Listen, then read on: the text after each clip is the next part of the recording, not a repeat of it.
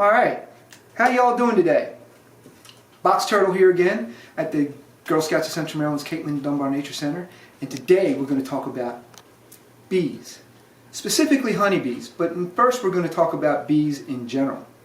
A lot of times when you say bees, and I don't get to do this talk often because of this,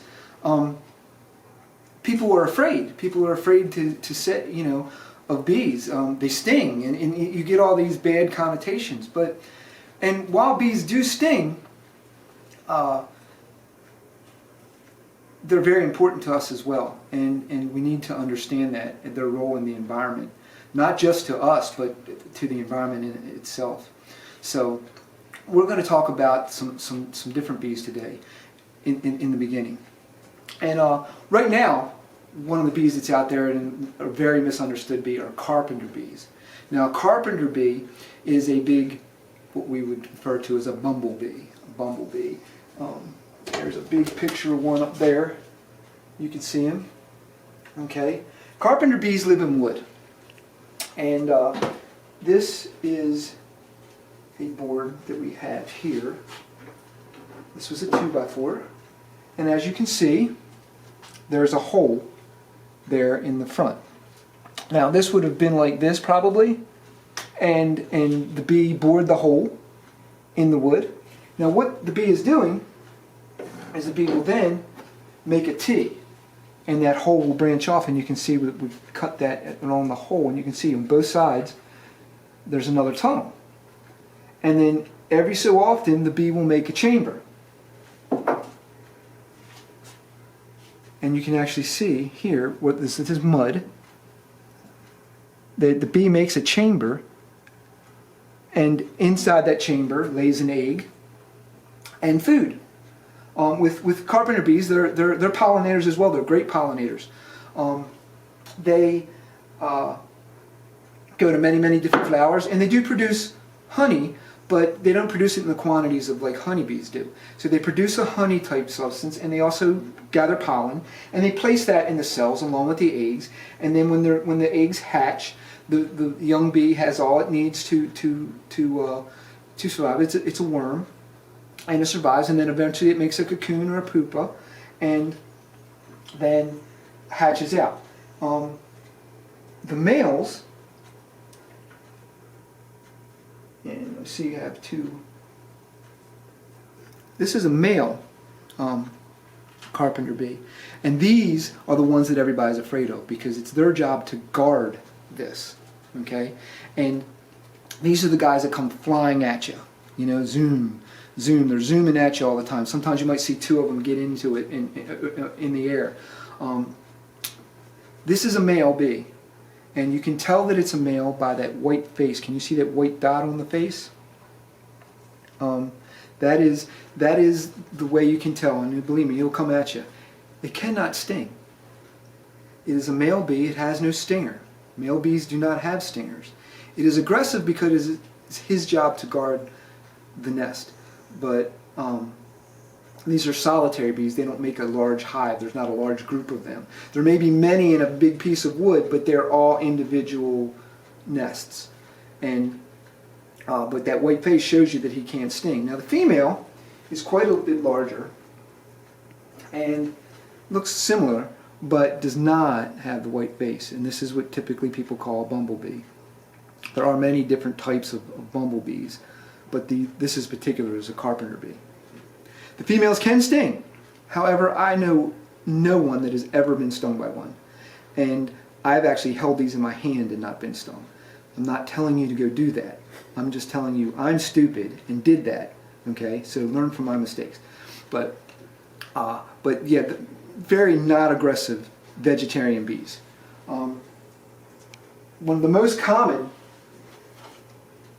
bees, and this would be a hornet. This is actually the hive of a bald-faced hornet. Now, total cool construction. I don't know if we can see inside here. You can actually see they build like a honeycomb inside. They have chambers just like other bees, but this entire thing is made up of chewed up plants. The bees actually manufacture this. They cover it over with chewed up plants and all the things inside. All those paper wasps, the nests that you see up in corners and bald-faced hornet, they all use plants to build their home. And they use the cells to lay their eggs and and store their food and things like that. This is one of the most common. Now this is a bee you don't want to mess with, a hornet. But if you don't mess with them, they won't mess with you. This could hang happily in your backyard all summer long, and you will probably never know it unless you actually see it.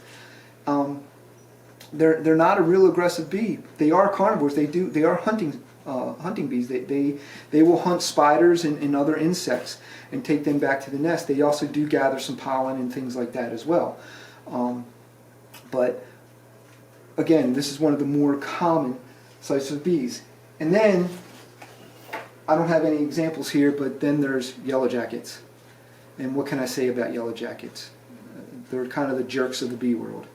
Okay, they tend to be fairly aggressive, and they seem to give all other bees a bad name. Most stings that occur, I know when we're camping and things like that, are from yellow jackets. My first sting ever in my life was from yellow jacket. But legitimately, I walked through their nest. I walked through where they had their nest, and they retaliated. So they had every cause from their point of view. Bees aren't just going to go up and sting you. Bees only sting in conflict. Okay? Now, we may not mean the conflict, we may not have instigated on purpose that conflict, but it's usually something we've done that made the bee defensive. Okay? Otherwise, they're pretty much going to go on their own and do what they want to do. Honeybees are a great example of that. It is very hard to get stung by a honeybee unless you step on it, or you do like I'm a beekeeper, and we're going to explain some of that too. While keeping bees, I am going into their home. I am ripping the top roof off of their home and looking down inside of them and stuff like that. Of course they want to defend themselves. That it makes total sense. And we wear equipment to protect ourselves from that. But it's always a defensive thing. Always a defensive thing, not really an aggressive thing with something our size. Like I said, yellow jackets and hornets, they do hunt for food. So they tend to be a little more aggressive because they're hunters. Things like honeybees, carpenter bees, much less aggressive because they are actually, everything they're doing they're doing it with a plant, so which they don't have to be aggressive towards. All these bees are social insects. Bald-faced hornets are very social. Yellow jackets are very social. They have a big, gigantic hive. Many bumblebees make a huge hive. But we also have many solitary bees in the U.S. And they're pollinators just as well. In fact, they're probably, some people are going to argue with me, but probably more important than the honeybee. Our dependence on the honeybee, as we'll explain a little later, is our fault. We've caused that. So, but our dependence on pollinators is not a cause thing. We do depend on all pollinators, and since bees, beetles, many insects and non-insects are pollinators, we need to take care of all of them. So, bees and ants are very closely related. I mentioned that because in a future video we're going to go over ants, the social aspect of ants as well. They have a colony. Bees have a hive. There's differences in between the way they do things, and we're going to explain today why honeybees do the things that they do. And later in a video, another video, we'll talk about how ants and why they do the things that they do. So we're going to take a break here. I'm going to get some honeybee stuff ready, and then we'll take it from there, and we'll talk about some honeybees. Alright guys, now we're back and we're going to specifically focus on honeybees.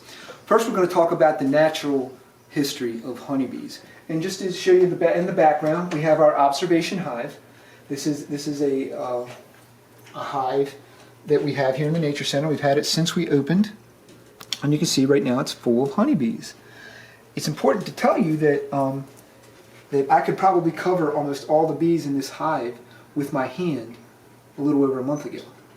And they started laying eggs towards the end of February, and now the population is huge. And just to give you an example, we have two sides of this hive, which is really cool because you can get a look into the life of bees. I was hoping it would be a little warmer today and the bees would be flying out and doing their thing, but they are not flying out today because it's still too cold. So hopefully it'll warm up as we're talking, and we'll be able to take a little closer look and see a little more, because right now every bee that lives in the hive is in here, and normally half of them would be flying out and we'd be able to see a little more of the hive, and we'll go into that. But the natural history of honeybees really aren't natural. Originally there was a wild bee.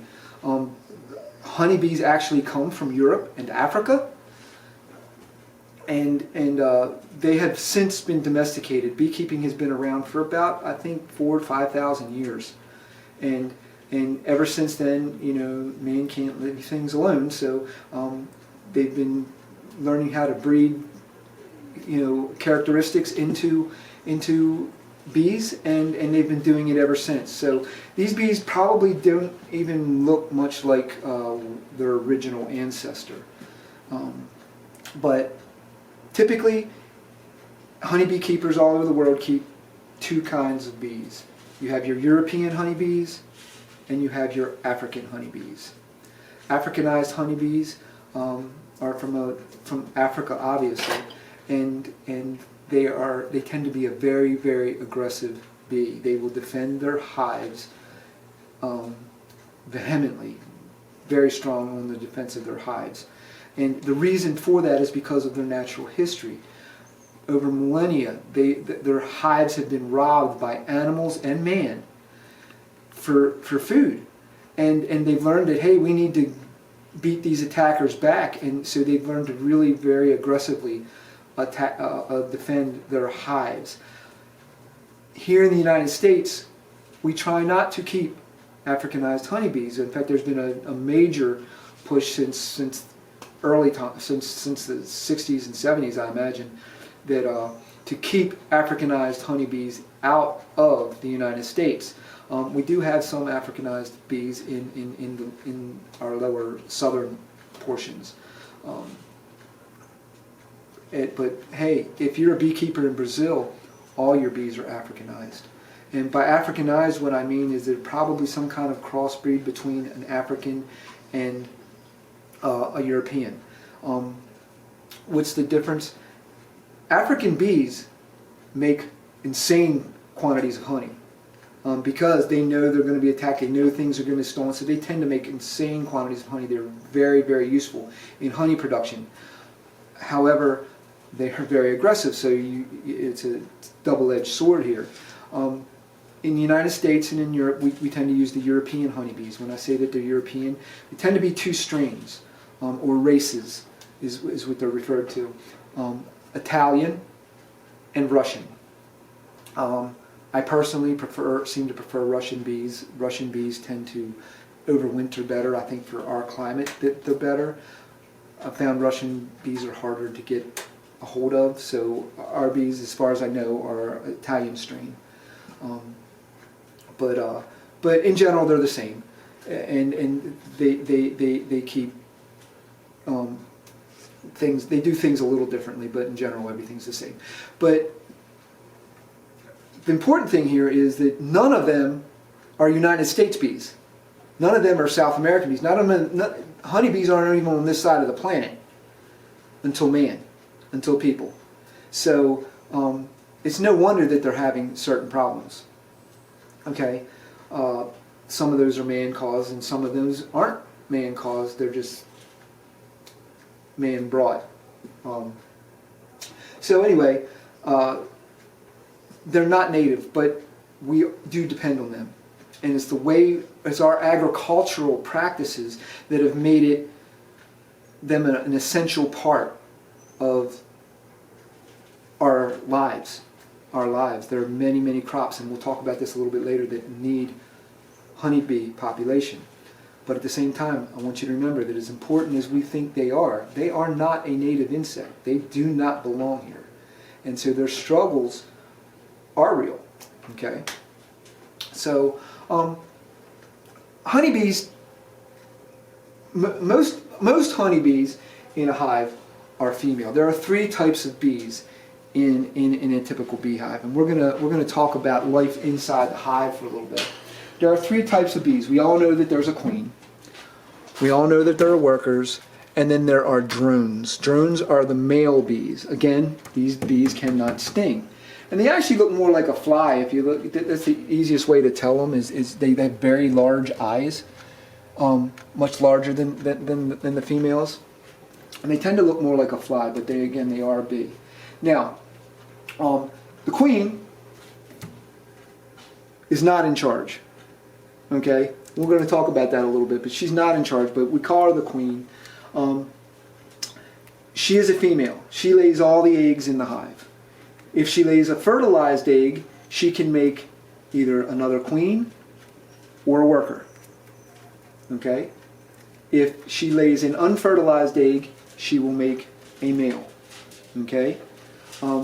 When a queen first hatches out, when a queen bee first hatches out of the nest, she'll be in a special cell. All the bees are laid in honeycomb like this, like you see here in this diagram, and you'll see this peanut looking thing hanging off the edge. That's a queen cell. The queen gets she gets the cell plus this bottom part to move around in, and it's full of royal jelly, which is what the queen has fed her entire life. It's a mixture that the bees make. They feed them royal jelly, and her ovaries develop and everything like that. Once she hatches out of here, the first thing she will do is she will run around the hive and find out any other queens that are hatching, because she's going to take them and attack them and kill them. Now, she has a stinger, but her stinger is not barbed like the worker stingers, and she will sting the other queens and kill them. Once she's done that, she's asserted herself as she is the queen. Then she will fly out of the hive.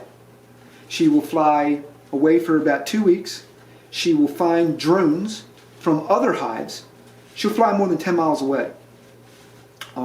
She'll find drones from other hives, mate with them, breed, and eventually, when she's done all that, she will come back to the hive, and then she will probably, if things get right, never leave again. So that once she comes back and she's fertilized, she will start laying fertilized eggs and non-fertilized. Like I said, fertilized eggs can produce either or. Unfertilized eggs will produce drone bees, males. So the queen, obviously, that's her only job, is to lay eggs. Workers do everything, and they are all female. And males, they have one job. Their job is to go out every afternoon, fly great distance away from the hive, and mate with queens from other hives. That's their one job. Consequently, you will only see these bees in a hive during good weather. Spring, summer, beginning of fall. Towards the end of fall, when things start to shut down, all the drones get kicked out of the hive and they're done. Okay, so now, when an egg is laid, for the first 3 days, it is an egg. Okay, for the first 3 days, they are an egg. They then hatch out, and for the next 6 days, they will be larvae. A bee larva is a small worm, as you can see here in the pictures, and the older they get, the bigger that worm gets. It's just like a caterpillar in a butterfly. And now, the queen bee is being fed royal jelly. The workers are also fed royal jelly, but only for maybe the first 2-3 days. Okay. After that, they are fed a different food called worker jelly. Okay, worker food and pollen. And the drones, honestly, I'm not sure if they're fed royal jelly at all, but they're definitely fed the worker food. Okay, first 9 days. At day 10 is when the larva spins its cocoon and starts to transform. All insects go through a metamorphosis, and this is when bees start theirs at day 10. Then basically what that is you'll have a cell, you'll have the egg hatches, the larva gets bigger and bigger and bigger.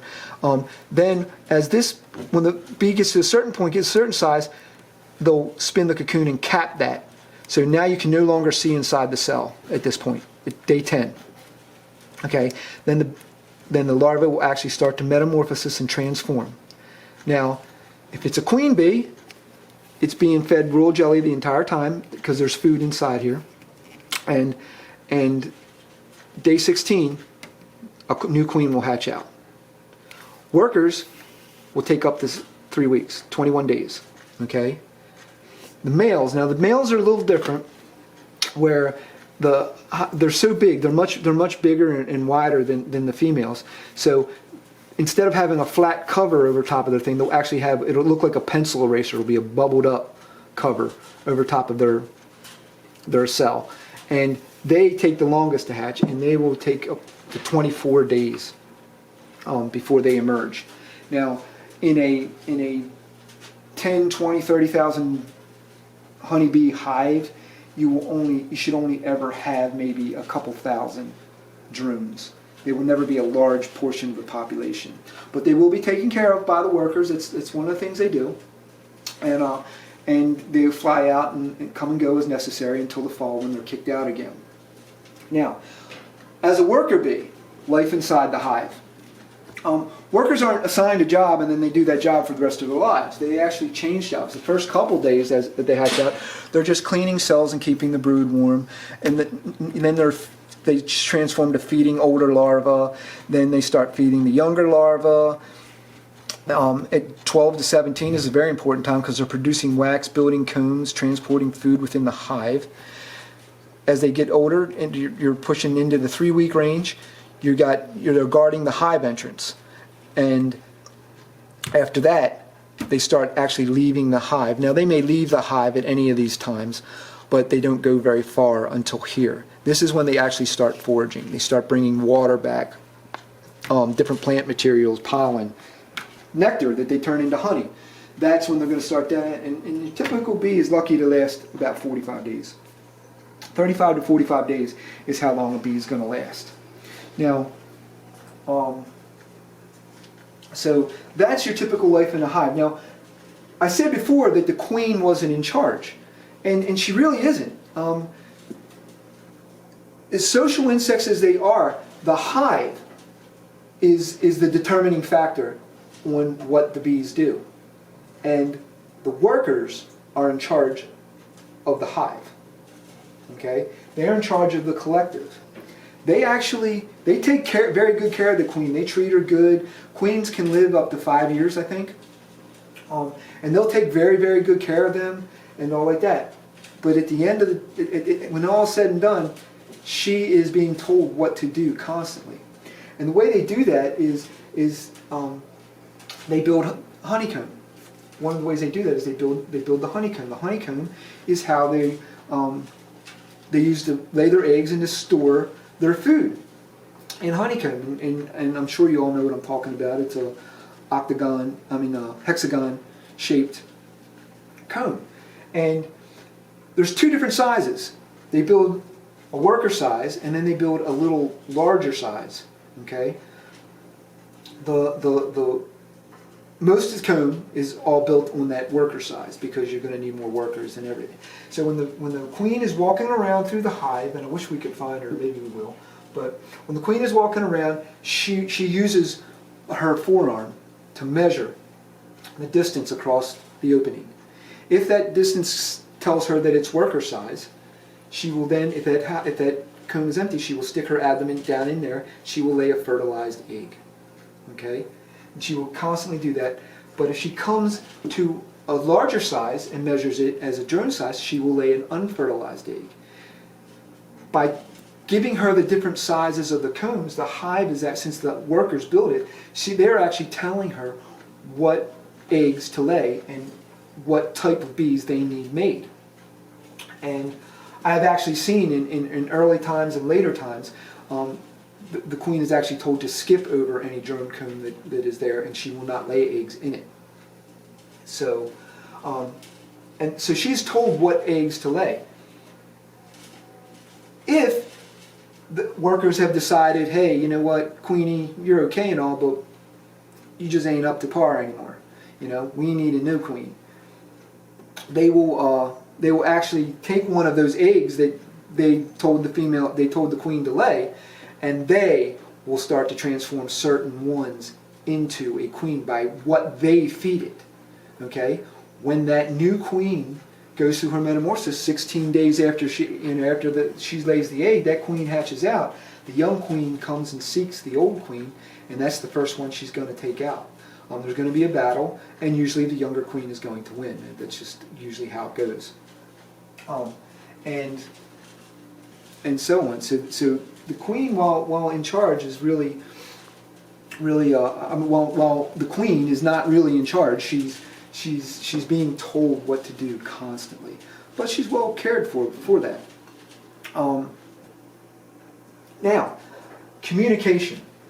Now, we can observe this in an observation hive, but you've got to remember, bees don't build their nests the way we've engineered and all like that. A typical beehive is built in a hollow tree. Okay? There's a hole in a tree, and the bees go in, and they say, hey, well, this is a cool place. And they start building their comb and everything all throughout this big hollow tree. That is your natural honeybee setting. Okay?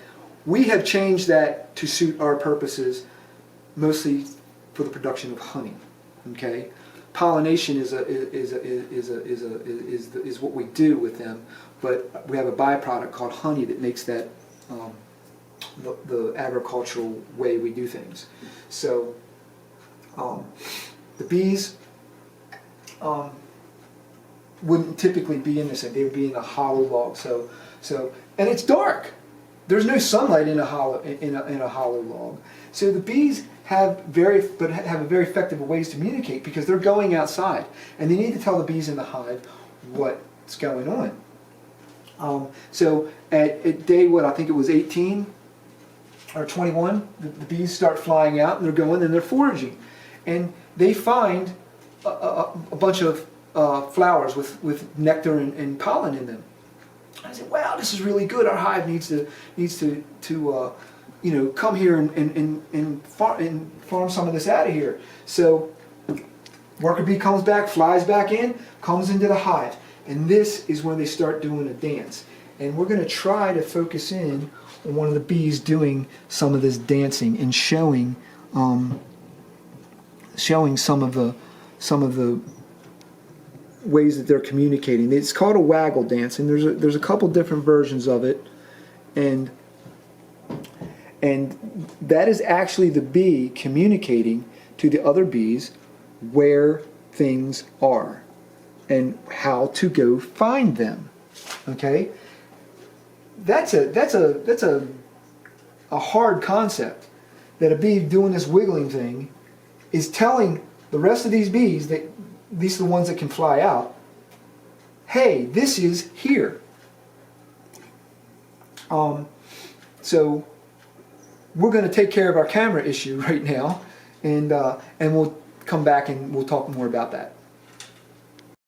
All right, we're back. So I was talking about how do the bees communicating, how they're communicating to each other. And first of all, you may not be grabbing this concept. These bees are not trapped in here. I mean, they can't come out in the room, obviously, but this pivots, and they actually have a tunnel. They go down through the bottom and they come out through this tunnel, and then here you can actually see bees traveling along this tunnel, and then they go out a hole in the wall. Okay, so this is no different than any other hive. They come in and they go as they please. And we saw them doing that waggle dance to tell bees how they're doing. But dance in and of itself is fascinating, but what they're really saying is even more fascinating. These bees navigate by the sun. They're a daytime insect, so they navigate by the sun. And they may fly 2 to 3 miles away from the hive. They're not just flying just outside. They're flying distances, and they're finding things quite a distance away. Now, when they're communicating with this waggle dance, they're actually telling the other bees where they can go to find what they've found. And the other bees are paying attention. And those bees will take those directions and fly out of this hive and go get it. Pretty amazing, right? But it's even more amazing than that, because bees navigate by the sun. Okay? But the sun doesn't stay in one fixed place all the time. The sun changes 1 degree about every 4 minutes in the sky. Okay? So the bees fly 2 miles away. They fly back. They come in the hive. They're dancing for a few minutes. Okay? And all that time, the sun is changing position. And their dance is changing to accommodate that change. Not only that, once the bees have all the information they need, the bees that fly out know that, hey, this much time has passed, I've got to adjust for this time period in the sun's position to get to where I'm going 3 miles away. I hope I'm getting the point across at how many calculations that these bees are doing that I can't even fathom myself to try and do. And they do it. They obviously do it. And it's an incredible thing that they are able to do. So now we're going to talk about pollination and beekeeping. Okay? Pollination and beekeeping, we're definitely dependent on bees for a lot of things. We use them for a lot. They gather pollen, and this is bee pollen that is gathered from bees as they come back into the hive. It's pelletized. They actually carry it on their legs, on their back legs, and there's devices you can put in a hive to make it fall off and trap it, and you can collect it. Many people are using this for different remedies, allergy things, especially it can help with the allergies people eat it. Sometimes people sprinkle it on ice cream and thing. Then there's honey. This is a pound of pure Maryland honey. Honey keeps forever. It never goes bad. It might get hard. It might get, but it stays good. It is used for all kinds of things. It's used for medical purposes. It is antimicrobial, which is why it keeps so long. It is anti-mold. So it's been used for things by humans forever, and it used as a sweetener as well. Also can be used for things like allergies and all like that. But then there's the other things that honeybees help us with through their pollinating efforts. Results in the production of fruit and vegetables, nuts, and seeds. Crops valued in excess of 40 million require to benefit from honeybee populations in Maryland. That's just our state. So think of that not only nationwide, but worldwide. Maryland honeybees pollinate crops like apples, watermelons, pumpkins, cantaloupes, cucumbers, peppers, and strawberries. These are all crops that wouldn't be produced if we didn't have honeybees. Okay? And it's estimated that up to 1/3 of the human diet right now comes from honeybee pollination. Honeybee pollination. So, but it's because we want to eat those things, and that those things probably aren't native either, that we need the honeybees to produce them. Now, honeybees is kind of a win-win situation, which is why we use these particular types of bees, is because not only can we take them around the country all over the place and truck them in to pollinate the crops that we want, but they produce honey, which we can sell. They produce pollen, which we can sell. They produce wax. I haven't even gone over the wax yet. Wax that we can use for different things. So cosmetics and have you. So there's a lot of economics tied up into agricultural honeybees, using honeybees for agriculture. So we're going to talk a little more about beekeeping, and then I'll start talking about the wax and all. So I'm going to come over here and I'm going to pull my hive over. And here we have your typical honeybee hive. This is called a Langstroth hive. It was developed, I think, in 1855, something like that. And this is the same way that most bees are kept in the U.S. and Europe. There are other ways to keep bees. There's different hive types, but this is the typical commercial way that we use. Now, here we have a bottom board, we have a hive body, and we have the top. Okay, and we're going to lift the top up. There's no bees in here, obviously. So we lift the top up, and here we have what we call the top board. The top board typically gives the bees a place for us to set a jar of sugar water when we need to feed them, when there's not enough stuff out there for them to eat, and it keeps the hive separated. Inside each one of these boxes, we have 10 frames. 10 frames, which you see here in our observation hive are only 3 frames.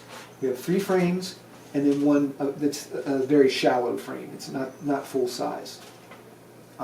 So in a typical hive body, we have 10 frames. The brood part, which is where all the young bees are produced and all the bees' general food is kept, typically are 2 of these boxes high. So we would have up to 20 frames full of bees and larvae and eggs and honeycomb and all like that. So when we take one of these frames out, we have this is your frame, and you'll see this is what we call foundation. Now there's different types of foundation. This is actually plastic with a bee wax spray over top of it, and the bees will actually start building their comb on here. The bees do not need this. I could put an empty frame in here and the bees would still be able to build honeycomb. However, as a beekeeper, I want them to build it a specific way, so the foundation keeps them building it the way I need it, and they won't build it crosswise where I can't use it. So, but they will build all their comb on here. Now, we talked about with the paper wasps and the yellow jackets and the bald-faced hornets, how they use leaves and chew it all up and make their honeycomb out of their comb out of that. Even though it's the same shape, honeybees use something different. They use wax, and the wax comes from glands in their very own bodies. It comes from their abdomen, and they have a special adaptation on their leg where they scrape it up to their mouth, they chew on it, and then they actually form it into the shapes that they need it. And so they actually build this from glands in their own body, and that's what beeswax comes from. And they'll fill these with cells, with the honeycomb, the cells, and then they will start using it for eggs. Typically, all the eggs and the brood are laid in the middle of this, and the corners here are kept for storage of food like pollen and honey. Now, so typically that's what we'll do is a good beekeeper wants two big boxes of this, and that's where the queen is going to be kept, and she's going to lay all her eggs in here, and all their brood and all the population is going to be controlled in these 2 boxes. When we need honey, we do it a little different. On top of, it's over here, on top of the 2 brood boxes, and just pretend there's 2 of them, we will put this. Now this is called a queen excluder. And the queen excluder does exactly what it says. It excludes the queen. The workers can get up through here, the drones and the queen cannot. So the workers will come up here on the boxes, usually smaller boxes than these, shorter boxes. The reason for that is because these are going to get full of honey and they're going to be very heavy.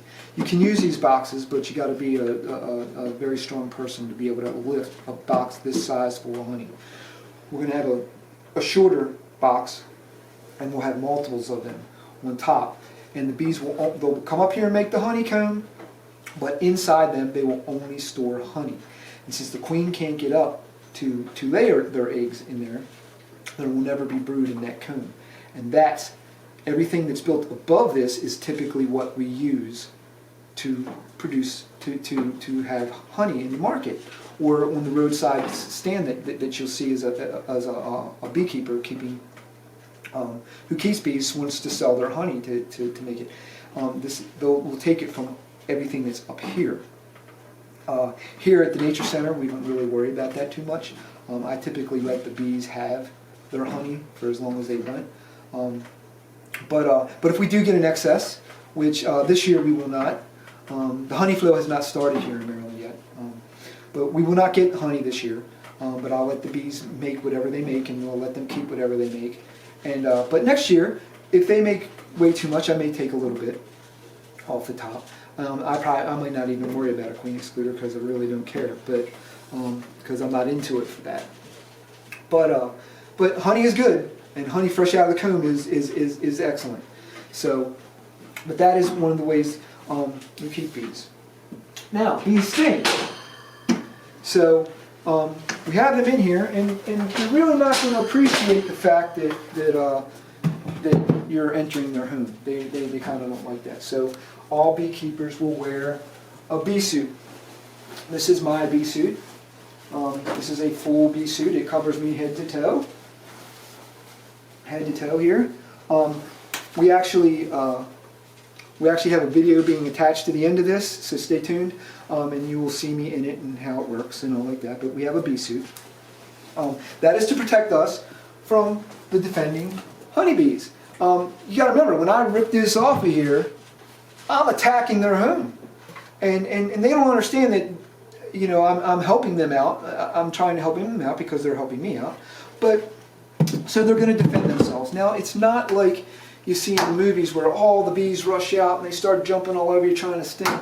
It's nothing like that. There are particular bees that are assigned to guard the hive, and those are the bees that will come out and attack. But it is a small portion of the bees that come out. Now, one of the ways we kind of calm them down is to use a smoker, and you've probably all seen these. You'll see the bee. We'll start a small fire inside here. We put some fuel in here, and we get it burning, and we close this up, and then we'll puff this out a little bit, and then you'll see beekeepers, and they'll smoke. Smoke will be coming out of here, and it'll smoke inside there, and it'll smoke down in here. Why are they doing that? Well, we're taking advantage of a very natural occurrence. Bees have to deal with fire in the wild. Forests burn, their areas burn, they need to deal with it. They smell the smoke, the first thing they're going to do is they're going to run to the honey stores, and they're going to grab a big stomach full of honey.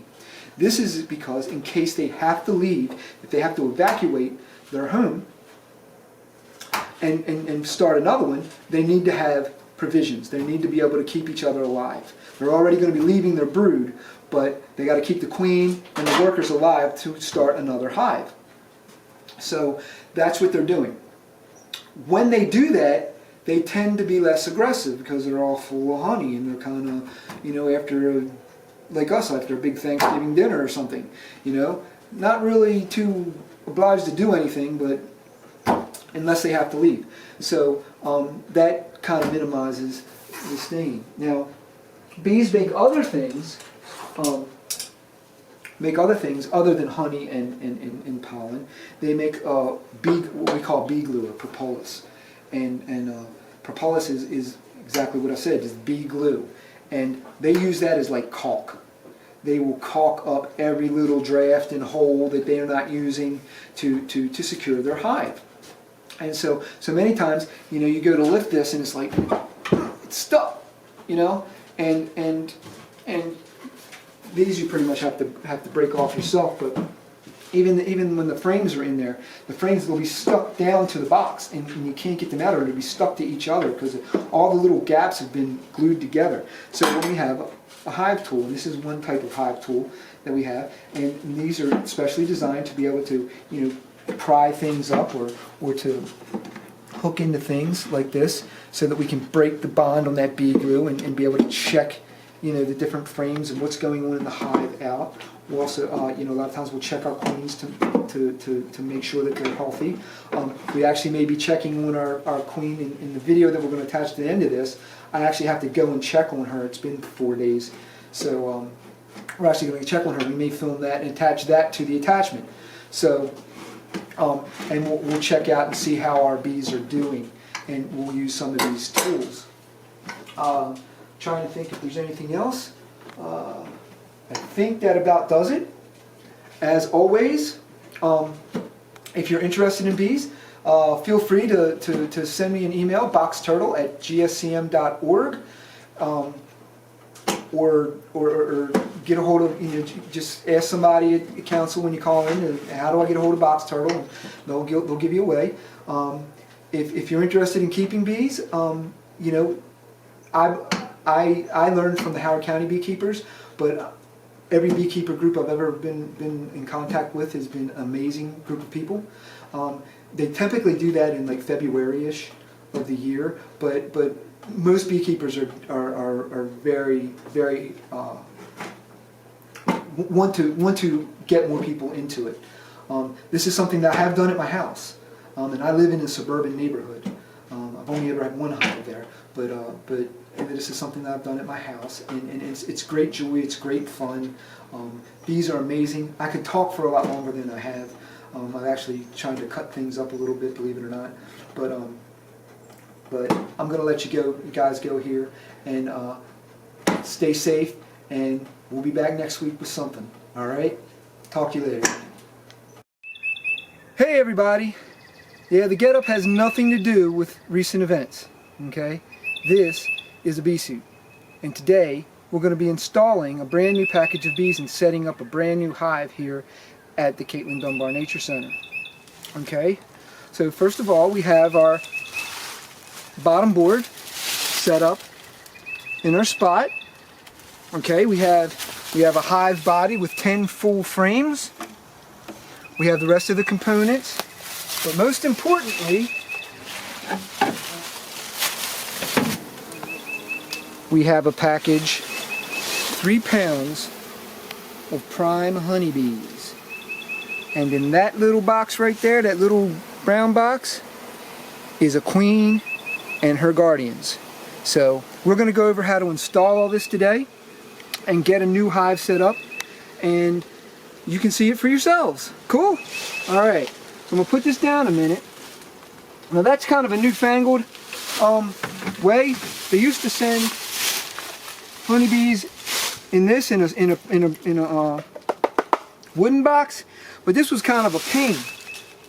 It has a jar of syrup in there for them to eat while they're cooped up in the box, and it has the queen in the cage just like I just showed you, and I'll give you a close-up of what a queen cage looks like.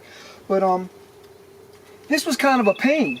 To get to the bees and the queen, you'd have to pull this jar out, and remember, you got 3 pounds of honeybees in this jar. You got to pull this out, and then hope you don't let any bees escape, because they're not exactly happy about this whole situation.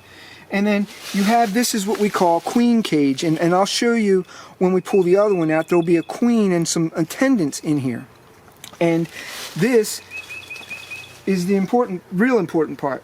But just as important are all the worker bees. Now these bees, these 3 pounds of bees, aren't related to the queen that we're going to install. So part of the reason that we're doing it the way we do it is to allow the bees to get situated to that queen, to get their scent, to make sure that, hey, we know she's queen, and we're all good with that, and we're all getting along, and we're going to have a great hive together. So I'm going to show you how much easier that newfangled, this is the first time I've ever used one of them, but it's much easier. So first of all, what we have to do is we have our bottom board installed, and we have a hive body. Each hive body, this is a deep hive body, has 10 frames. There's always 10 frames. And you see there's 7 here and 3 here. These 3 frames are frames that were already have some comb on them. I'm gonna let the honeybees use this comb. They won't have to build up so much, and they can start cleaning this up and using this right off the bat, because they're gonna have to, the rest of the foundation is just foundation. This is foundation, and this is where the bees will build their comb. and as the hive builds up. But these three will just give them a little bit of a head start. Really, I wish I had more. But we're going to pull these out for now. These three here out for now, because I'm going to show you how we're going to install these bees. I'm going to make a nice big hole in the center, and we're going to set this down on the bottom board, like so. Okay? And we're going to open this up like that. Now I have a brand new hive board here. Okay, then I am going to put on some gloves.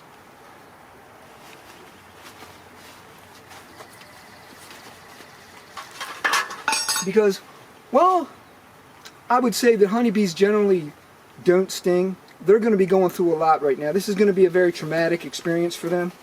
So, they're not going to be happy about it. So we always want to be careful and install, you know, all our bee equipment.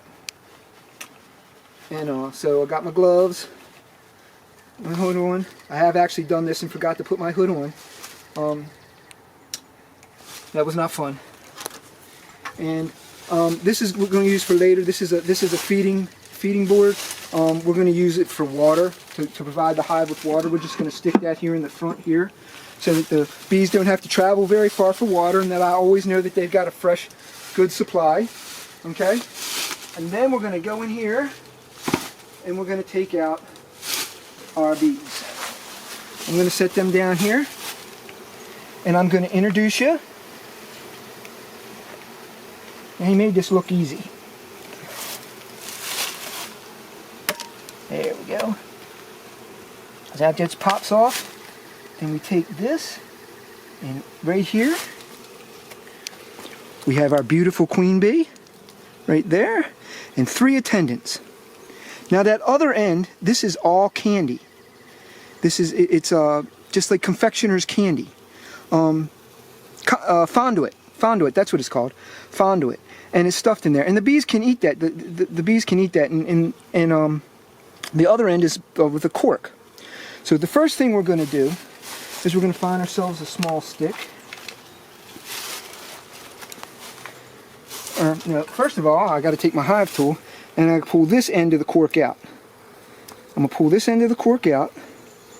You see that? I'm going to drop that there, and then I've got the fondant, and now I lost my stick. We're just going to take a small stick, and I'm going to try to poke this through the fondant. Let's see if this works.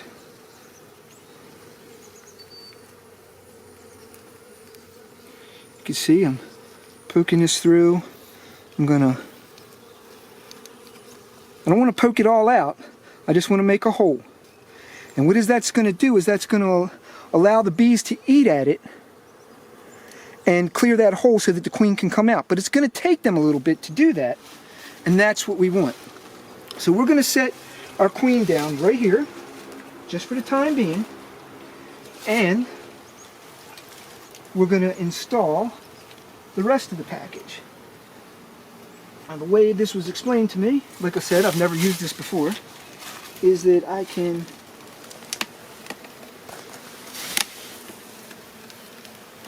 pry these two off.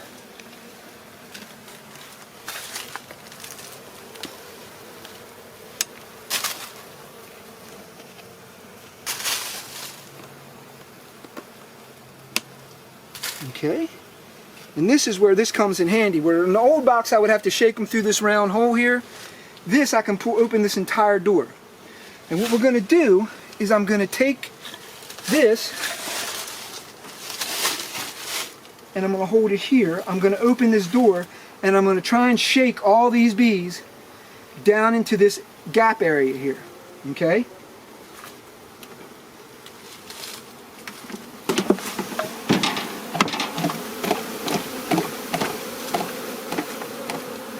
Just like that. Beautiful, beautiful, beautiful. Alright, now I'm going to set this here to allow the rest of them to come out.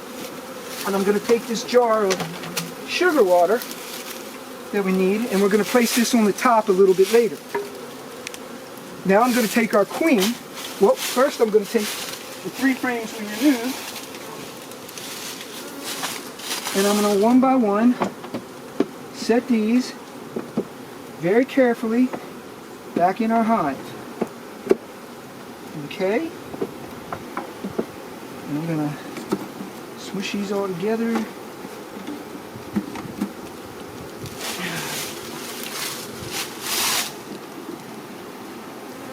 Just like that. Now I'm going to set the queen with the candy down into the hive. And I'm going to try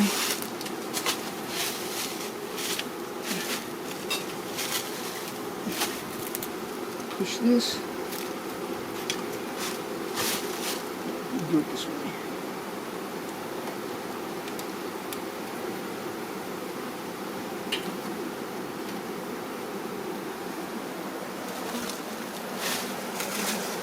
Put it right down there in the middle. Hopefully that'll stay there. Okay. Just like that. It's the silver side. Alright. Just like that. Okay.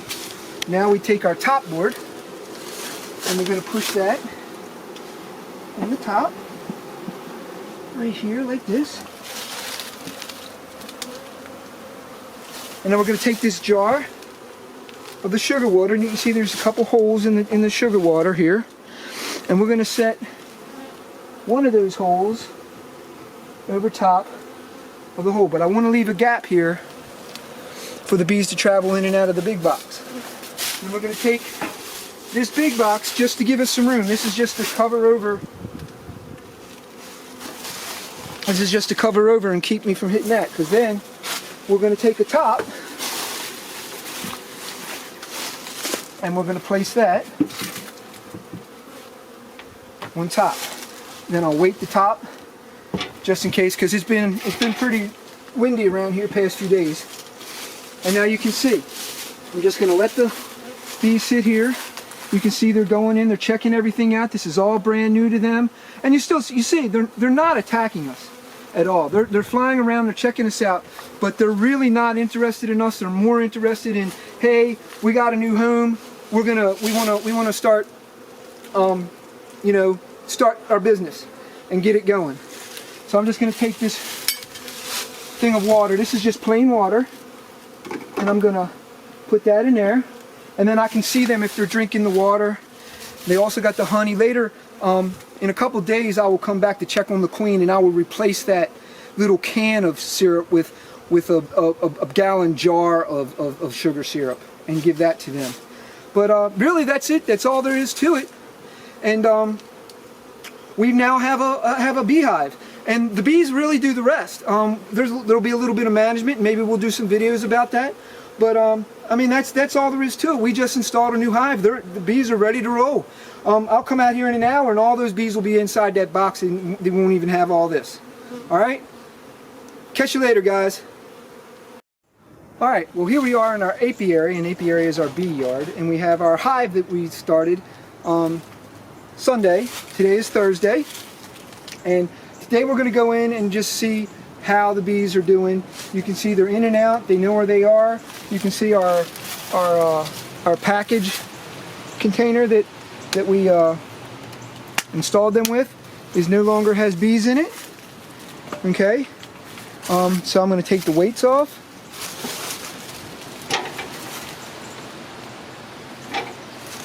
And we're going to take the top off and see what we have. So far, so good. Not a whole lot of bee problems.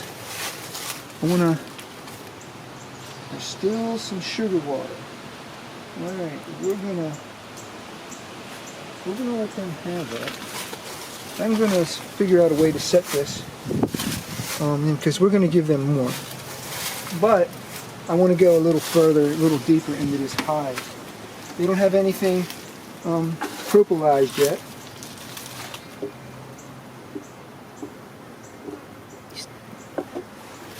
And so we're gonna lift up our top board here, and we can see here are our bees. And I forgot one very important part of my equipment is my gloves. So, but we have the queen cage here, and what I really want us to try to figure out is if the queen has left her cage. So I'm going to try and be very, very delicate here.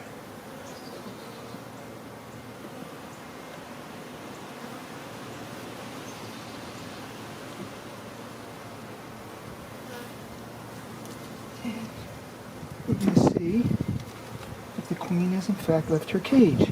There are bees in there. There is no candy. So I'm assuming that the bees in there are bees from the hive. So the queen has left her cage, which is a good thing. That's a good thing for us. That's a great thing. That is awesome. Okay, we're going to take that out. I'm going to remove this leaf. And I am going to push these aside real quickly. And I'm going to show you what a frame of bees looks like in a hive.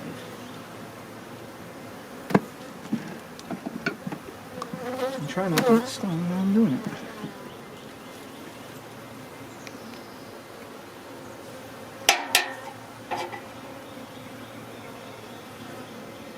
And there we have them. There we have a frame of bees in a hive. I'm trying to spot the queen. I am not seeing her. Not seeing her yet there either.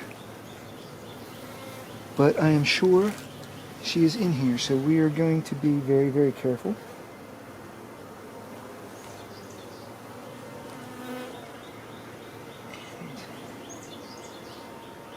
Just trying to see if I can spot her. I don't see her off the... do see a few drones. Not seeing the queen, but we're gonna... these bees are very gentle.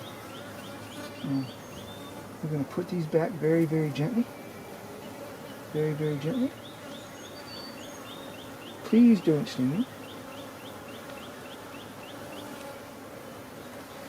Thank you. Very, very gentle my bees are. We're going to make sure, absolutely conclude that the queen is not in here, because I want to take this thing out. Okay, and just shake them.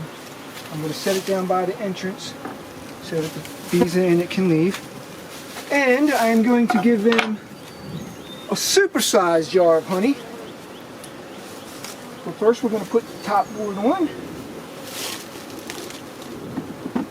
Very gently, like so. I want to set this down like so. I'm going to move it like this. Give them some space. Give them lots of sugar water. I don't know what I'm going to do with this. I think I'm going to take the water out for a minute. Use that as a bee feeder, and I'll set the water jar so that they can get it here down at the bottom. I'm going to take this and cover up our gallon jar. This is the reason we have this other box, is because these jars sit so high. We're going to put our top board back on. It'll probably sit on top of the jar. No, actually, cleared it. And we'll put our weights back on. And there we have an awesome start to our beehive. I am so happy. It only took them 4 days to get the queen out of there. She's in there doing her thing, and we are off to a great start. The honey flow is about to start here in Maryland. And when we talk about the honey flow in Maryland, we're talking about basically mid-April and to mid-June. Most of our honey is derived from the tulip poplar tree and the black locust tree, and not actually flowers on the ground. That's actually where we get most of our honey, and those trees will start blooming. The black locust tree you will see along the highways. You will see all these white bunches of flowers in the trees. That is our black locust tree. And the tulip poplars, they're all over the place, and there's just a big tulip-looking flower. But that is, they're about to start. The tulip trees have their leaves now, and there's one just above me. That's why I keep looking up. And so the honey flow is about to start. It's a very exciting time in beekeeping, and the bees here are off to a great start. All right, we'll catch you later.